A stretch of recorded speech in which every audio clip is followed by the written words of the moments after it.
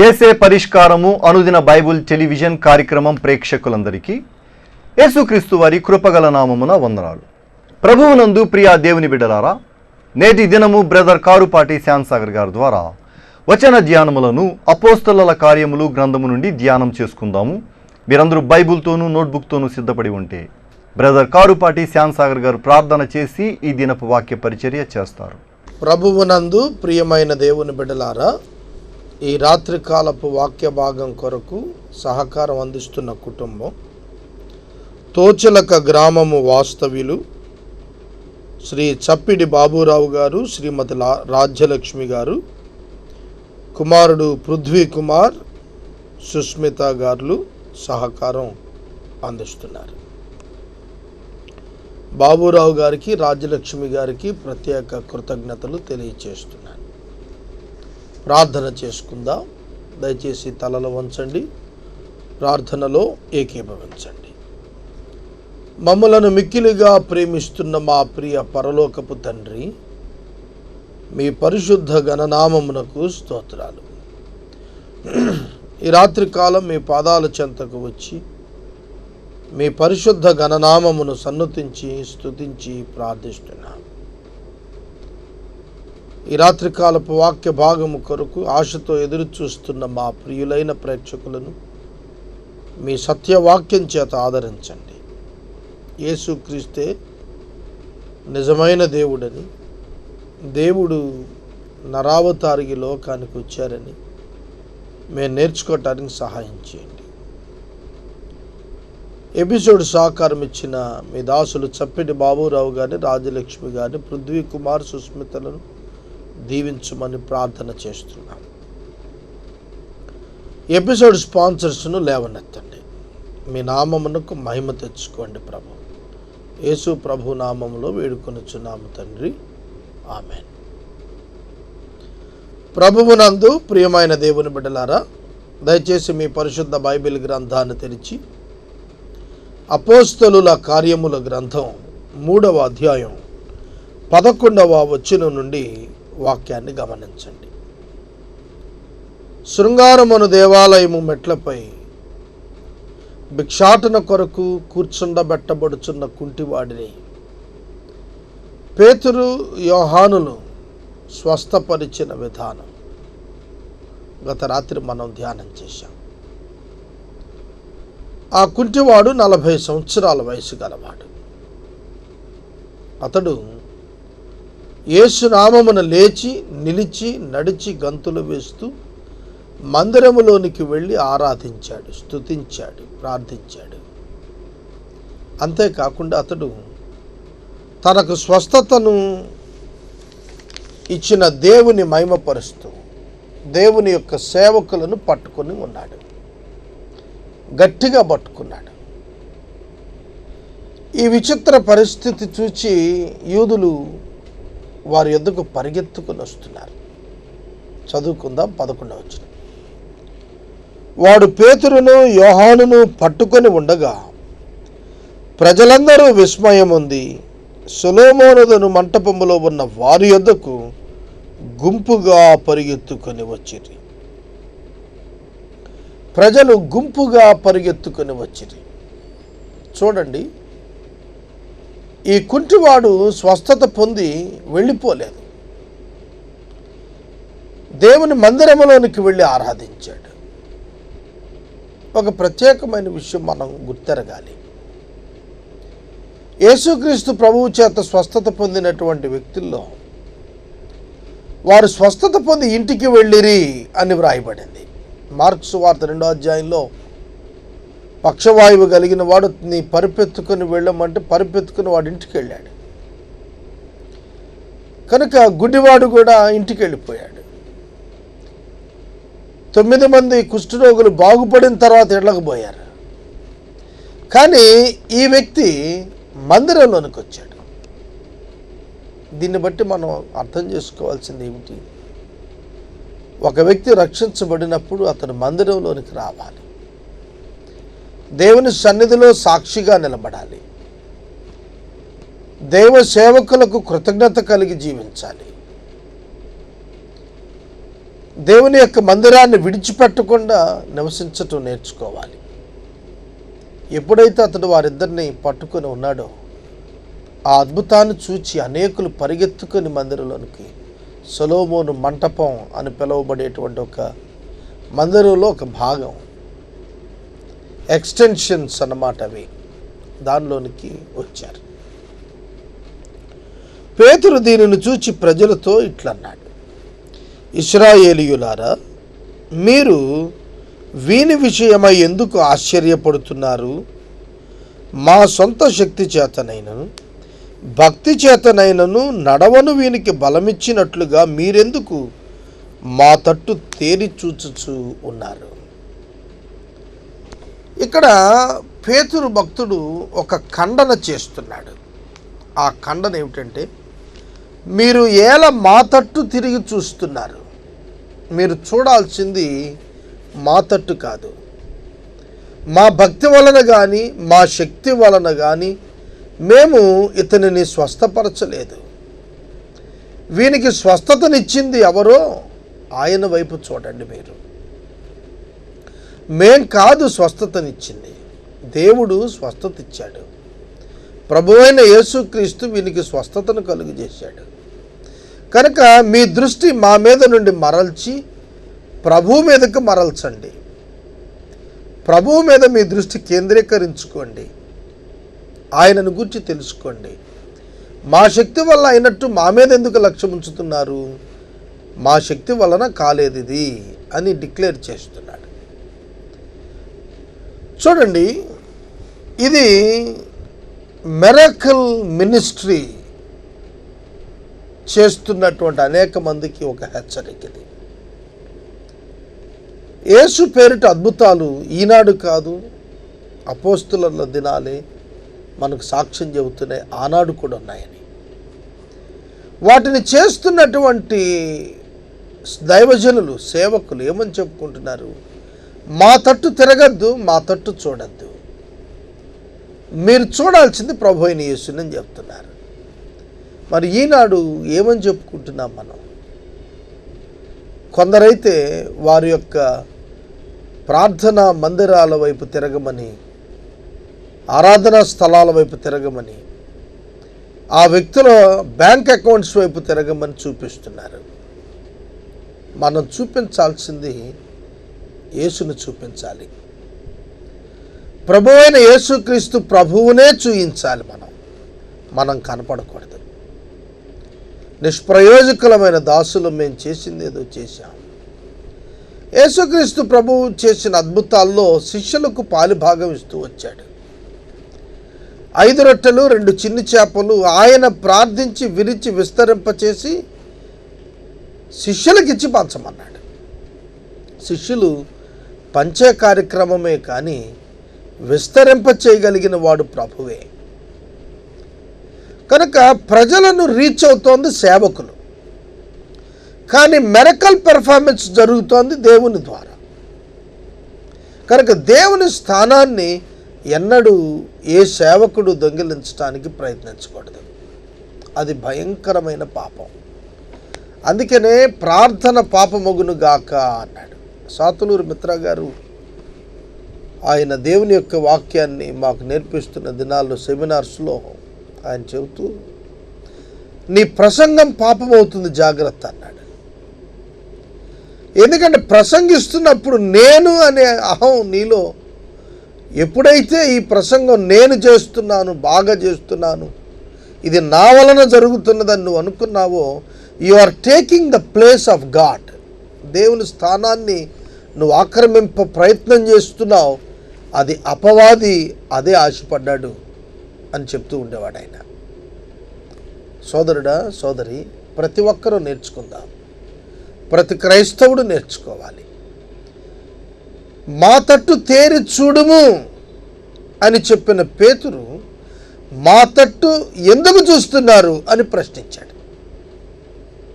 అపోస్తుల కార్యములు 3వ అధ్యాయం 4వ వచనంలో మా తట్టు చూడు అన్నటువంటి పేతురు మా తట్టు ఎందుకు చూస్తున్నారని ప్రశ్నించాడు. అవును, సాక్ష్య జీవితంలో మన తట్టు చూడాలి. దేవుని కార్యాలు జరిగినప్పుడు మనం ప్రజలను దేవుని వైపు త్రిప్పాలి. కానీ దీనికి రివర్స్లో జరుగుతోంది ఇప్పుడు ప్రపంచ క్రైస్తవ్యాన్ని మీరు చూస్తుంటే. యేసుక్రీస్తు ప్రభువును పరిచయం చేయటం ప్రధాన కర్తవ్యంగా ఉంచాలి తప్ప మన పరిచర్యలకు చాలా తక్కువ స్థానాన్ని మనం ఉంచాలి. తదుపరి వచనం. అబ్రహాము, ఇస్సాకు, యాకోబు అని వారి దేవుడు అనగా మన పితరుల దేవుడు తన సేవకుడైన యేసును మహిమపరిచి ఉన్నాడు.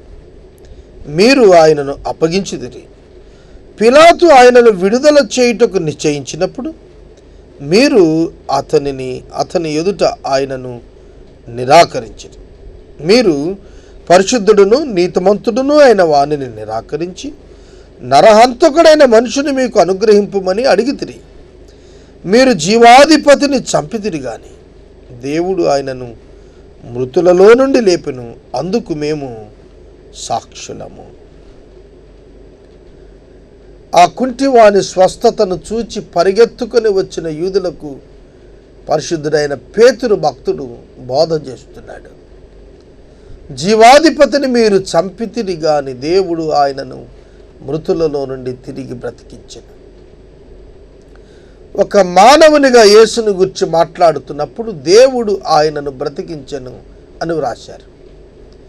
దేవుని కుమారుడు అని రాసేటప్పుడు తాను స్వయంగా మృతులలో నుండి లేచినట్లుగా అపోస్తలులు రాశారు. ఆయన ఆఫీస్ డివిజన్ను మనం అర్థం చేసుకోవాలి. యేసుక్రీస్తు ప్రభువును దేవుడు లేపారు. ఒక మానవునిగా ఆయన మృతులలో నుండి పునరుద్ధానమైన వారిలో మొదటివాడిగా ప్రథమ ఫలంగా యేసు లేపబడ్డాడు. ఈ మాటలు వారికి ఆశ్చర్యంగా ఉన్నాయి. మీరు చంపారు కదా, ఆ యేసును మేము చూచాము, ఆయన పునరుద్ధానుడయ్యాడు. పాత నిబంధన లేఖనాల యొక్క సారమైన పునరుద్ధానం, పితరుల యొక్క హృదయములో ఉన్న నిరీక్షణ, వాగ్దాన ఫలం పొందుదమన్న విశ్వాసం పునరుద్ధానమే. అట్టి పునరుద్ధానం ప్రభువైన యేసుక్రీస్తు వారు పొందారు. దీనికి మేము సాక్షులము అని చెప్పారు. యేసు శిలువలో మరణించటానికి అనేకులు సాక్షులున్నారు. నా మాట వింటున్నారా? యేసు శిలువలో మరణించాడు అనటానికి చాలామంది సాక్షులున్నారు. కానీ యేసు మృతులలో నుండి తిరిగి లేచాడు అనటానికి సాక్షులు విశ్వాసులు మాత్రమే. ఆయన ఎవరికి ప్రత్యక్షమయ్యాడో వారే సాక్షులు. ఈ రాత్రికాలం నేను మనవి చేస్తున్నాను, మతపరంగా యేసుక్రీస్తు ప్రభువును ఎరగని వారు ప్రపంచంలో లేరు. నా మాట అర్థమైందా? క్రైస్తవ్యంను ఒక మతముగా ఎరుగనటువంటి వారు లేరు. క్రీస్తును మృతులలో నుండి లేచిన వానిగానే ఈ లోకం ఎరుగలేదండి. అట్టి లోకానికి సాక్ష్యం చెప్పాల్సింది ఎవరంటే విశ్వసించినటువంటి వారే. ఇదిగో మేము దీనికి సాక్షులము. యోహాను తాను రాసిన మొదటి పత్రిక 1వ అధ్యాయంలో 1వ వచనంలో సాక్ష్యం ఇస్తూ, ఆది నుండి జీవవాక్యమును గురించి ఏది ఉన్నదో, దేనిని మేము చూచితేమో, నిదానించి కనుగొంటేమో, తాకి చూచామో, దాన్నే మీకు తెలియచేస్తున్నాం అన్నాడు. అంటే అర్థం ఏంటి? యేసునకు వారు సాక్షులు. ఏ యేసుకు? శిలువపై మరణించిన యేసును గురించి కాదు, శిలువపై మరణించి తిరిగి లేచి మృతులలో నుండి లేచి మృత్యుంజయుడని యేసుకు మేము సాక్షులం.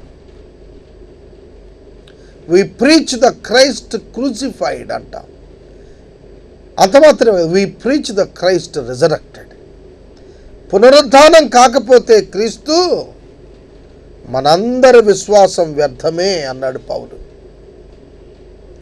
పాత నిబంధన గ్రంథంలో ఎదురు చూచిన దైవజనుల యొక్క నిరీక్షణ వ్యర్థం.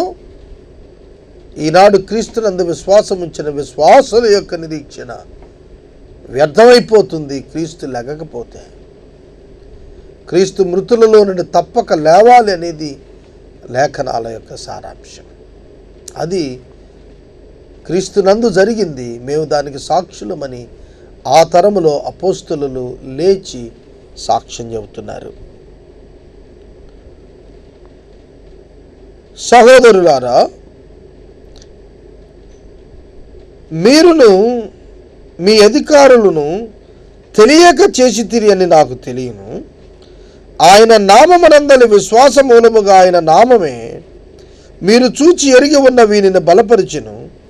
ఆయన వలన కలిగిన విశ్వాసమే మీ అందరి ఎదుట వీనికి పూర్ణ స్వస్థత కలుగజేసెను. సహోదరులారా, మీరును మీ అధికారులను మీకు తెలియక చేసి తినని నేను ఎరుగుదును. యేసుక్రీస్తు ప్రభువునందలి విశ్వాసం విషయంలో లేని స్థితిలో ఉండటాన్ని బట్టి, విశ్వాస రాహిత్యాన్ని బట్టి యేసు ఎవరో వారికి అర్థం కాలేదు. అందుకే వారు సిలువ వేశారు. అది పేతురు అంటున్నాడు, పేతురు భక్తుడు, అది నాకు తెలుసు, మీరు తెలియక చేశారు. 3.5 సంవత్సరాలు ఆయనను వెంబడించిన శిష్యులే పారిపోయారండి. ఎందుకంటే వారు పరిశుద్ధాత్మ శక్తి చేత నింపబడక మునుపు ధైర్యం వారిలో లేదు. ఒక శరీర మనసుతో దేవుణ్ణి అంగీకరించడం సాధ్యం కాదు. ఒక శరీర మనసుతో ఒక ప్రకృతి ధర్మ సంబంధమైన వ్యక్తిగా దేవుణ్ణి స్పృశించి తెలుసుకోవటం సాధ్యమయ్యేది కాదు. మారు మనసు పొంది విశ్వాసం ఉంచిన వారికే దేవుడు అర్థం అవుతాడు. అదే చెబుతున్నాడు ఇక్కడ. అయితే దేవుడు తన క్రీస్తు శ్రమపడునని సమస్త ప్రవక్తల నోట ముందుగా ప్రచురపరిచిన విషయములను ఈలాగున నెరవేర్చెను. యేసు లేఖనాల యొక్క పురుషుడు, ప్రవచన పురుషుడు. తన క్రీస్తు శ్రమపడునని ముందుగా ప్రవక్తల ద్వారా దేవుడు మాట్లాడాడు. కీర్తనల గ్రంథం 22వ సంకీర్తన, నా దేవా నా దేవా నన్నేల విడిచితివనే పదంతో ప్రారంభమవుతుంది. యెషయా గ్రంథం 53వ అధ్యాయం యేసు ప్రభు శిలువలు ఆయన పొందిన శ్రమలను గురించి జ్ఞాపకం చేస్తుంది. దాని వెనక దైవిక ప్రణాళికను తెలియచేస్తుంది. కావున దేవుడు ముందస్తుగానే నిర్ణయించినది ఈ విధంగా మన తరములో మీ ద్వారా జరిగింది అని చెప్తున్నాడు వారికి. ప్రభువు సముఖము నుండి విశ్రాంతి కాలములు వచ్చునట్లును, మీ కొరకు నియమించిన క్రీస్తు యేసును ఆయన పంపునట్లును, మీ పాపములు తుడిచివేయబడు నిమిత్తం మారు మనసును పొంది తిరగండి. మారు మనసు పొంది తిరగండి, ఇది సందేశం. ఆ కుంటివాని స్వస్థతను చూచి వచ్చిన యూదులందరికీ పేతురు భక్తుడు ఇచ్చిన సందేశం ఏమిటనగా, మీ పాపము క్షమించబడినట్లుగా మీరు మారు మనసు పొంది తిరగండి, పశ్చాత్తాపడండి, ప్రభువునందు విశ్వాసం ఉంచండి, పాపమును విడిచి నీతి వైపు తిరగండి, లోకాన్ని విడిచి దేవుని మార్గములోనికి రండి అని చెబుతున్నాడు. అన్నిటికీ కుదుటబాటు కాలములు వచ్చునని దేవుడు ఆది నుండి తన పరిశుద్ధ ప్రవక్తల నోట పలికించెను. అంతవరకు యేసు పరలోక వాసి అయి ఉండుట ఆవశ్యకము. నీ శత్రువులను నీ పాదపీఠముగా చేసే వరకు నీవు నా కుడి పార్శ్వాన కూర్చుండుము అని భక్తుడు, కీర్తనకారుడు క్రీస్తుని గురించి ప్రవచించాడు. కనుక యేసుక్రీస్తు ప్రభువారు తన ప్రాణాన్ని అర్పించిన తరువాత తండ్రి కుడిపార్శ్వాన ఆసీనులై కూర్చునున్నారు. ఆయనకు రాజ్యం అప్పగించబడబోయే సమయం వరకు యేసు యొక్క శత్రువైన మరణమును, అపవాదిని నాశనం చేసి తిరిగి ప్రభువు యొక్క రాజ్యము ఆయన చేతికి అప్పగించబడే వరకు దేవుని యొక్క వాక్యములో లేఖనాలు సాక్ష్యమిస్తూ వచ్చాయి. అందుకే అన్నాడు, అంతవరకు యేసు పరలోక నివాసి అయి ఉండుట ఆవశ్యకము. ఎస్కటాలజీ, భవిష్యత్ శాస్త్రం చెబుతున్నాడు ఇక్కడ. దేవుని అంతవరకు, ఎంతవరకు? శత్రు నాశనం అయ్యే వరకు.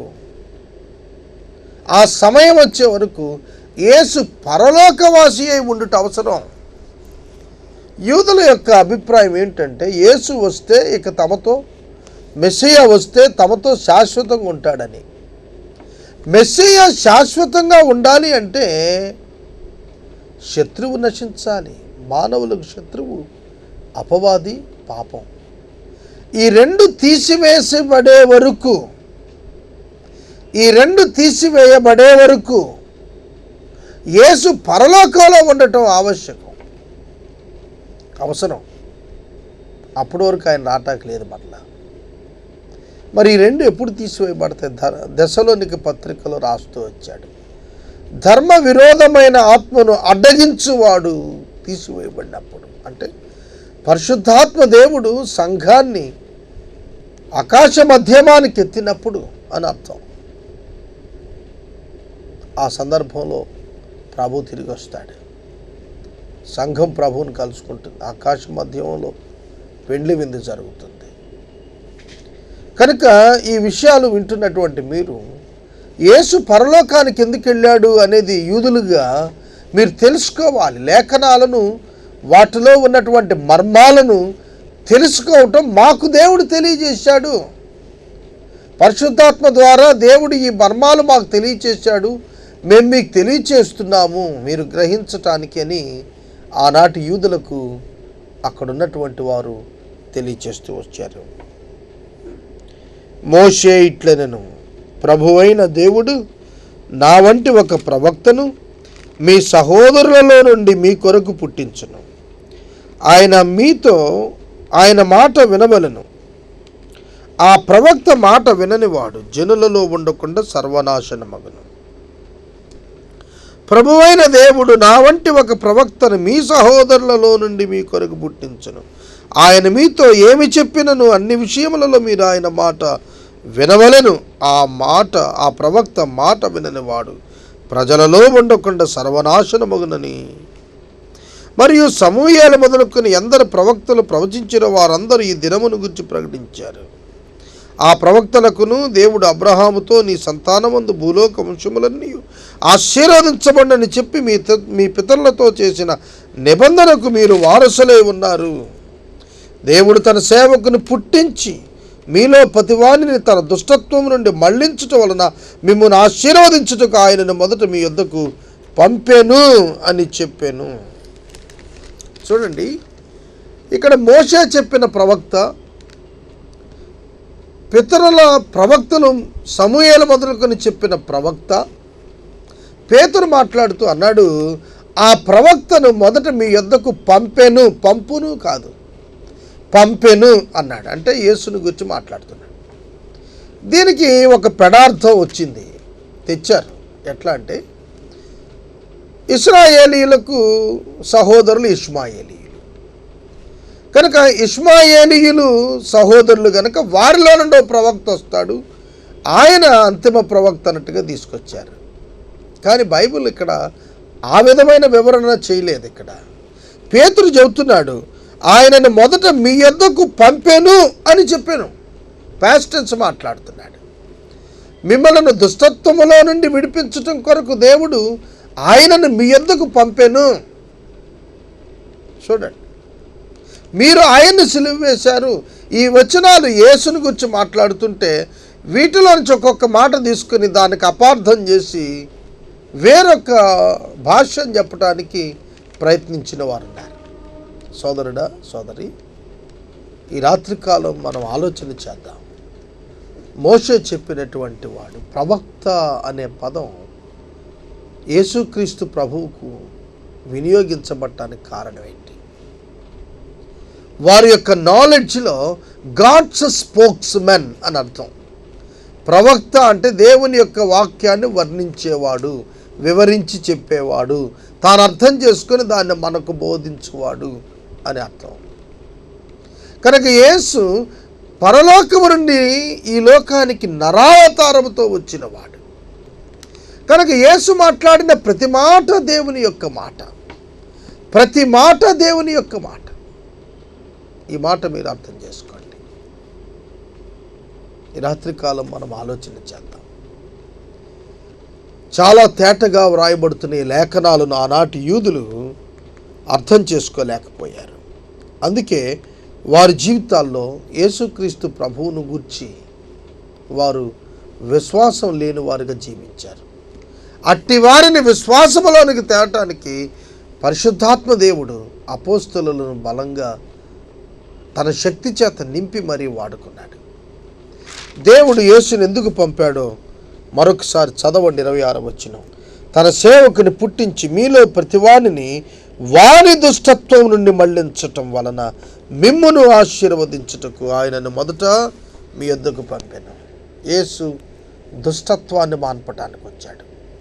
యేసుక్రీస్తును అంతరంగంలో ఎవరు నిజంగా కలిగి ఉంటారో, యేసు ప్రభు భక్తుల పేర్లు పెట్టుకున్న వాళ్ళ గురించి మాట్లాడట్లేదు ఇక్కడ. నిజమైనటువంటి రక్షణ అనుభవం ఎవరికి ఉంటుందో వారిలో దుష్టత్వం మానిపోతుంది.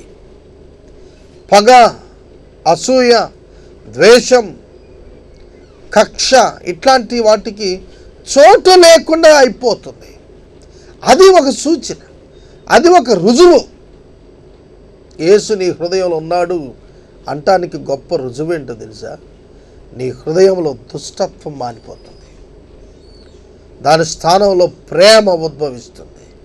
కనికరం, జాలి ఉత్పత్తి అవుతాయి. శత్రువును ప్రేమించే మనసు నీలో వచ్చేస్తుంది. అది తీసుకురావటానికి దేవుడు యేసుని లోకానికి పంపాడు. దేవుని యొక్క రాజ్యం భూమి మీద అనుభవించగలిగేటట్లుగా విశ్వాసుల అంతరంగాల్లో క్రీస్తు తన యొక్క పరిశుద్ధాత్మను అనుగ్రహించాడు. ఈ రాత్రికాలం వాక్య ధ్యానం నేను ఇక్కడ ముగిస్తూ ఉన్నాను.